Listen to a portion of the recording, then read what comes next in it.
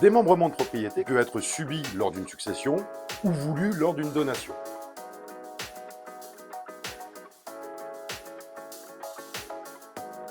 Bonjour Alexis, bienvenue. Bonjour Déborah, merci pour ton invitation.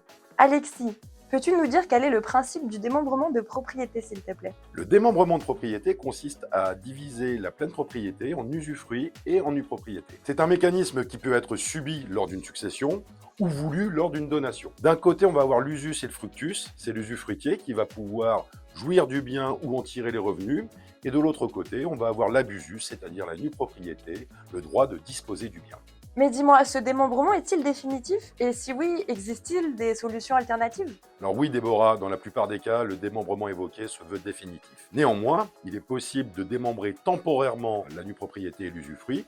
Ça peut être le cas, par exemple, quand les parents veulent donner les revenus temporairement d'un bien immobilier aux enfants. Alors une autre possibilité, par exemple, est d'acheter temporairement de la nue propriété ou de l'usufruit, notamment grâce au véhicule SCPI. Donc, si j'ai bien compris, je peux acheter de manière temporaire de la SCPI, c'est-à-dire de la nue propriété ou de l'usufruit.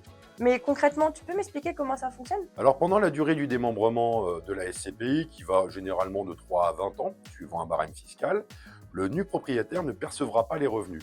C'est l'usufruitier qui va percevoir l'intégralité des revenus de la pleine propriété pendant la durée. À l'issue, le nu propriétaire réintégrera la valeur de l'usufruit. D'accord. Mais à qui s'adresse ce type de placement? Alors pour le nu propriétaire, on pourrait citer quelqu'un qui veut partir à la retraite pendant 10 ans, qui n'a pas besoin de revenus complémentaires et qui naturellement va acheter de la nue propriété de SCPI pendant la même durée. Pour l'usufruitier, on pourrait citer une personne morale, souvent à l'impôt sur les sociétés, qui veut optimiser sa trésorerie. C'est un excellent moyen de passer par l'usufruit de SCPI.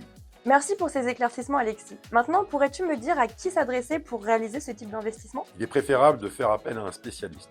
Un conseiller en gestion de patrimoine me semble tout recommander. Pour la partie usufruit temporaire, il est aussi préférable d'avoir des connaissances comptables. Au sein du groupe fiducial, nous disposons également de Fiducial Gérance, qui a des SCPI qui sont toutes démembrables, et une cellule en gestion de patrimoine, Fiducial Conseil. Merci beaucoup, Alexis, Merci à toi, Déborah.